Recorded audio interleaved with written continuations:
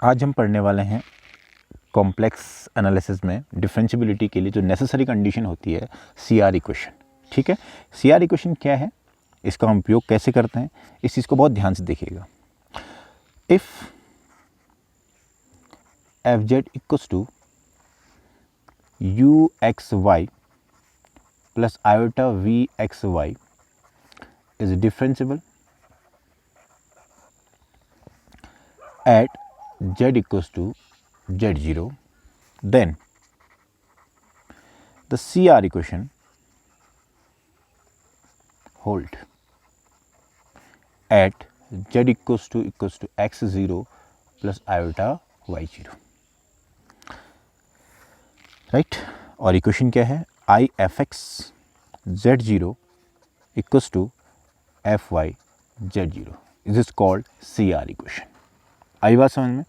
अब इसी ये it is equivalent to you x equals to v y and u y equals to minus we x. बहुत ध्यान से देखिएगा, CR इक्वेशन क्या है, मैंने इस चीज़ को हम पहले देखेंगे कि डिफरेंशियबिलिटी के लिए नेसेसरी कंडीशन है CR इक्वेशन। यानी कि हम ऊपर से लिख रहे हैं कि फंक्शन अगर डिफरेंशियबल है जेड इक्वल्स टू 0 पे तो ये कंडीशन होल्ड होगी।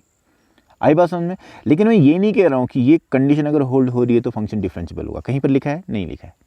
तो कहने का आशय ये है कि अगर हम किसी पॉइंट पे z इक्वल्स टू z0 पे डिफरेंशियबिलिटी चेक कर रहे हैं और हमें पहले पता लग गया कि ये कंडीशन सेटिस्फाइड नहीं हो रही है, तो हम यहीं से डायरेक्ट बोल देंगे कि फंक्शन आपका z0 पे डिफरेंशियबल नहीं होगा। अगर हम मान लें ये कंडीशन सेटिस्फाइड नहीं हो रही है और हमने बोल दिया फंक्शन डिफरेंशियबल है z इक्वल्स 0 पे, तो हमें भैया यहाँ से क्या कहेगा, अगर मैं डिफरेंशियबल हूँ z0 पे तो ये कंडीशन सेटिस्फाइड होना चाहिए, जो कि उल्टा हो गया। तो इसका मतलब है कि किसी भी फंक्शन को डिफरेंशियबिलिटी होने के लिए किसी पॉइंट पे सबसे नेसेसरी कंडीशन जो है वो ये है, ये होना ही पड़ेगा। अगर ऐसा नहीं है तो हम डायरेक्ट बोल देंगे फंक्शन डिफरेंशियबल नहीं है। अगर ऐसा है तो हम नहीं बोल पाएंगे कि फंक्शन डिफरेंशियबल है, उसके लिए कुछ और कंडीशन होंगी, वो भी हमें चेक करनी होगी।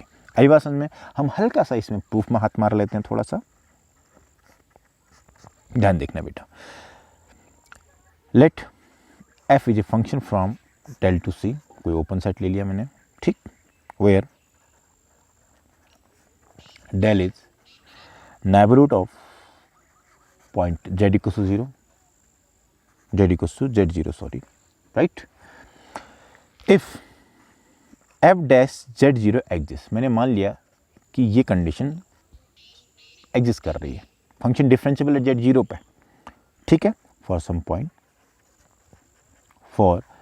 Point z0 equals to x0 plus iota y0, ठीक। So limit h tending to 0 F z0 plus h minus F z0 over h is exist finitely, और इसकी वैल्यू क्या आएगी, फाइनाइट। किसकी डेफिनेशन है बेटा, डिफरेंशियबिलिटी की। लेकिन मैंने आप लोगों से बोला कि अगर फंक्शन डिफरेंशियबल है so it is independent of path,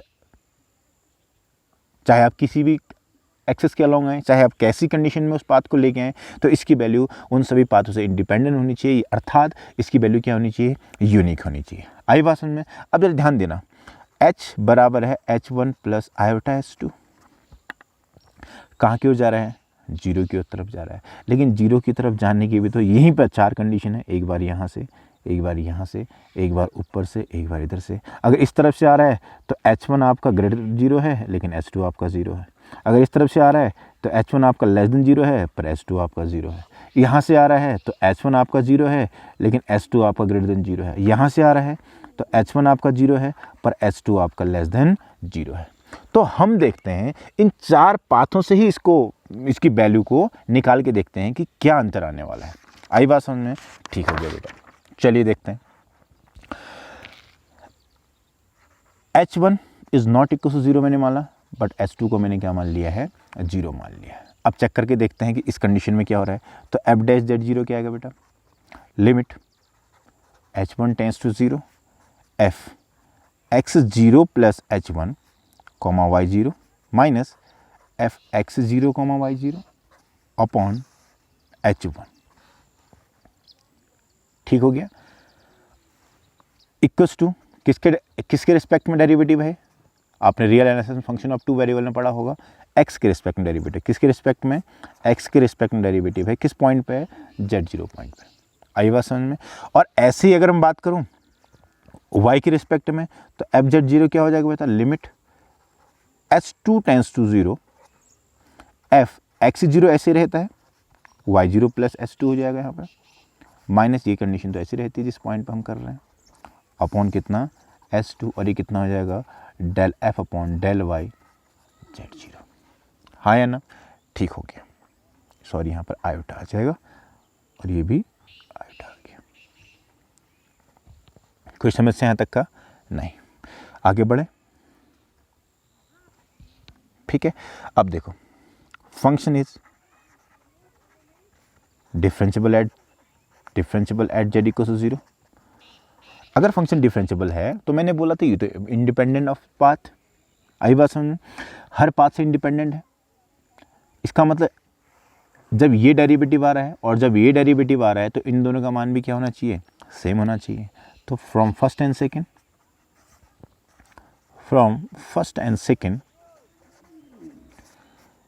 del F over del X equals to 1 upon iota del F over del Y. हाँ या ना? तो इसका मतलब यहाँ से क्या निकल गया? इसको हम ऐसे लिख दें, एफ एक्स आयोटा यहाँ चले गया equals to F Y, right? ये कंडीशन आ गई।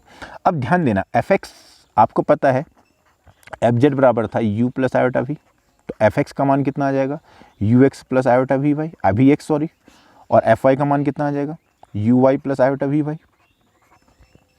अब इन दोनों की वैल्यू अगर इसी क्वेश्चन में रखूँ तो कितना आ जाएगा? आयोटा एफ एक्स का मान U X plus iota V X equals to U Y plus iota V Y.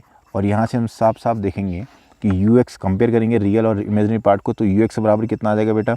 We Y, और यू वाई बराबर कितना आ जाएगा? Minus we X. तो यानी कि रियल पार्ट से रियल पार्ट कंपेयर किया, इमेजिनरी पार्ट से इमेजिनरी पार्ट कंपेयर किया, तो हमने ये प्राप्त किया कि यू एक्स बराबर कितना आ गया? वी वाई, और यू वाई बराबर कितना आ गया? Minus we X. तो कहने का मतलब ये है कि सी आर इक्वेशन का सेटिस्फाइड होना किसी फंक्शन की डिफरेंशिएबिलिटी चेक करने के लिए हमारी पहली सीढ़ी है। अगर ये सेटिस्फाइड हो गया तब जाके हम आगे बात करने वाले हैं, और अगर ये सेटिस्फाइड नहीं हुआ तो हम वहीं पर से बोल देंगे कि फंक्शन आपका डिफरेंशिएबल नहीं है। आई बात समझ में? ये काफ़ी इंपॉर्टेंट है। अब इसके बाद एक और इम्पॉर्टेंट टॉपिक जो सी आर इक्वेशन की दूसरी फॉर्म है, another form of C R equation. आई बात समझ में? Another form of C R equation, ये काफ़ी इंपॉर्टेंट है। Another form of C R equation. चलिए, z बराबर क्या है? x plus iota y. तो z माइनस जेड बार अगर आप करोगे अपॉन 2 करोगे तो कितना आएगा? 2 आयोटा, ये y हो गया। और अगर z प्लस जेड बार ओवर 2 करोगे तो क्या आ गया? इसका रियल पार्ट आ गया। तो ये रियल पार्ट हो गया, ये इमेजिनरी पार्ट होगा। बहुत ध्यान से देखना। अब बात आती है, अगर मैं डेल ओवर डेल जेड करूँ, z किसका फंक्शन है? x और y का। तो किसी भी फंक्शन का डेरिवेटिव अगर z के रिस्पेक्ट में कर रहा हूँ, लेकिन z भी ऑलरेडी x और y का फंक्शन है, तो फंक्शन ऑफ टू वेरिएबल में जो हमने पढ़ रखा है उसके अकॉर्डिंग डेल y और del y over del z। मेरी बात समझ में आ रही सब लोगों को? ठीक है बेटा। लेकिन डेल अपॉन डेल एक्स ऐसे रहने दो, del x upon del Z कितना हो जाएगा? 1/2। और डेल अपॉन डेल वाई ऐसे रहने दो, del Y upon del Z कितना आ जाएगा? 1/2। तो यहाँ से मैं बोल दूंगा 1/2 del X over del Z, यानी कि 1/, कॉमन ले लिया, और डेल अपॉन डेल एक्स अंदर है तो डेल अपॉन डेल एक्स हो गया। फिर plus del upon del Y, तो ऐसे रहा। लेकिन del Y upon del Z जब करोगे आप, del Y upon del Z, तो 1/2 आयोटा, 1/2 बाहर आ गया, आयोटा आ गया। ठीक, तो कितना हो जाएगा? 1/2 del upon del X, right, और ये minus iota del upon del Y हो जाएगा। इसको क्वेश्चन नंबर क्या मान लिया बेटा? मैंने फर्स्ट मान लिया। आई बात समझ में? चलिए ठीक है। अब del upon del Z bar करोगे तो क्या आने वाला है? वही condition, del upon del x upon del Z bar, plus del upon del y और del Y upon del Z bar. ठीक है, तो कितना आ जाएगा? एक्स आपको दे रखा है, वाई आपको दे रखा है, del x upon del Z bar 1/2, del Y upon del Z bar minus 1/2 iota आ जाएगा। जब इसको आप इसमें रखोगे तो कंडीशन आएगी del upon del x plus iota del upon del y. Equation number क्या हो गया बेटा? 2 हो गया, राइट। अब जरा ध्यान देना, फंक्शन ऑफ एफ का जेड के रिस्पेक्ट में डेरिवेटिव अगर मैं करूं तो del F upon del Z, और फंक्शन का डेल जेड बार के रिस्पेक्ट में करूं, जेड बार के रिस्पेक्ट में, तो कितना आ जाएगा? Del F upon del Z bar. Del F upon del Z कितना आएगा? 1/2 del F upon del x minus iota del F upon del y, del F upon del z. आई बात समझ में? और जेड बार के रिस्पेक्ट में कर रहा हूं तो यहां पर क्या आ जाएगा? 1/2 del F over del x plus iota del F upon del Y. किसी को भी समझ में आई बात? समझ में आ गई ना? अब ध्यान देना, लेकिन del F over del X, del F over del Y, function F क्या है बेटा? यहाँ पे जो एफ है वो है यू प्लस आयोटा वी, तो एफ एक्स का मतलब क्या हो जाएगा? U X plus iota V X, और एफ वाई का मतलब क्या हो जाएगा? U Y plus iota V Y. हाँ या ना? ये कंडीशन याद आ गई? तो अगर मैं यहाँ पर del F over del X करूँ तो कितना आ जाएगा? 1/2 U X plus V X minus कितना आ जाएगा? Iota U Y plus B Y. किसी को कोई दिक्कत यहाँ तक का बेटा? नो, ठीक है। अब अगली बार में यहाँ पर देखें अगर, तो कितना आ जाएगा? 1/2 U X plus V X plus iota time U Y plus V Y. हाँ या ना?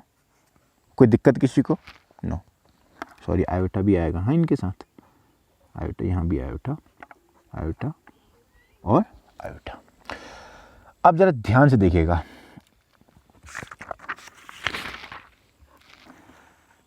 एफ जेड जो हमारा आया,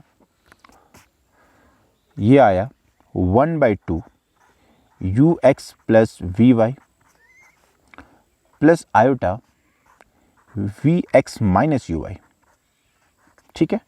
और एफ जेड बार हमारा जो आया वो आया 1/2 U X minus V Y, हमने इस रियल को रियल के साथ लिया, इमेजिनरी को इमेजिनरी के साथ, ठीक है, V X plus U Y. अब जरा ध्यान से देखिएगा, अगर मैं यू एक्स बराबर V Y, C R equation है, और यू वाई बराबर माइनस वी एक्स रखूँ इन दो इक्वेशन में, तो इस इक्वेशन में क्या आ रहा है इससे मुझे कोई लेना देना नहीं है। इस इक्वेशन में मुझे एक चीज़ पता लग रही है कि इसकी जगह ये रखा तो 0, इसकी जगह ये रखा तो 0, तो एफ जेड बार बेटा कितना आया? Half of 0 plus iota 0 equals to totally 0। तो इसका मतलब एफ जेड बार बराबर क्या है? 0। It is another form of C R equation.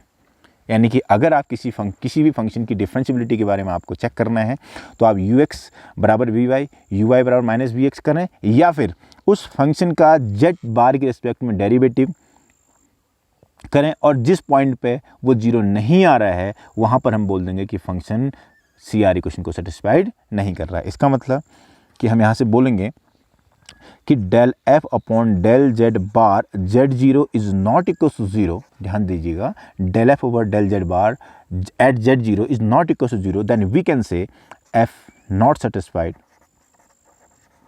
C R equation at Z equal to Z 0। काफ़ी इंपॉर्टेंट है, अच्छे खासे क्वेश्चन बन जाते हैं इससे। आई बात समझ में? तो सी आर इक्वेशन का कॉन्सेप्ट समझ में आ गया होगा।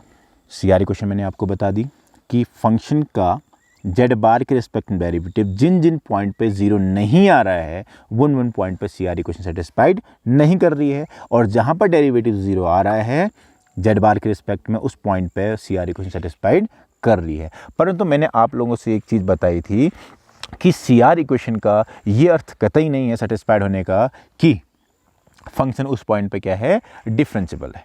हाँ, अगर सी आर इक्वेशन सेटिस्फाइड नहीं कर रही है तो हम वहाँ से डायरेक्ट बोल देंगे कि फंक्शन आपका डिफरेंशिबल नहीं है। इतनी बात समझ में आई? चलिए हम कुछ क्वेश्चन करते हैं सी आर इक्वेशन से रिलेटेड। पहला क्वेश्चन अगर मैं आपको दूं कि आपसे पूछा जाए एफ जेड बराबर जेड बार, ये किन किन पॉइंट पे डिफरेंशिबल है? आई बात समझ में? अब बताओ।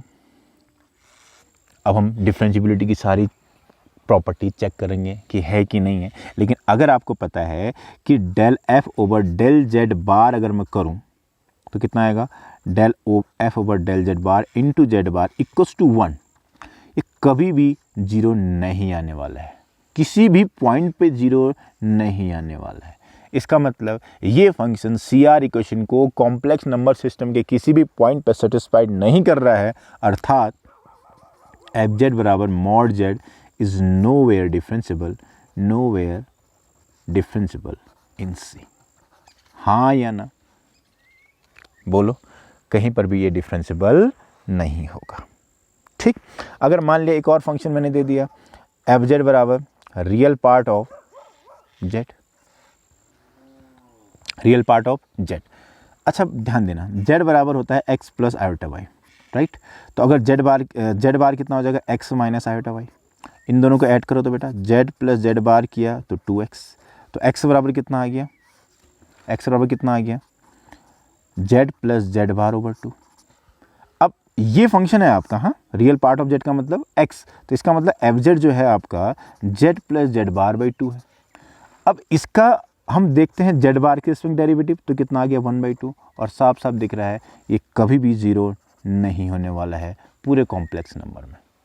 तो इसका मतलब जब कहीं पर भी जीरो नहीं हो रहा है तो भाई तू सी आर इक्वेशन को सेटिस्फाइड कर ही नहीं रहा है, और तू जब सी आर इक्वेशन को सेटिस्फाइड नहीं कर रहा है तो तुझे डिफरेंशिएबल होने का हक किसने दिया है ना। तो इसका हम यहाँ से क्या बोलेंगे कि f z is not differentiable for all z belongs to C. इसका मतलब फंक्शन नोवेयर डिफरेंशिएबल है, हाँ या ना। ऐसे बहुत सारे फंक्शन होंगे जिनको आप कर सकते हैं, राइट। अगले चैप्टर में देखेंगे बाकी डिफरेंशिएबिलिटी के बारे में।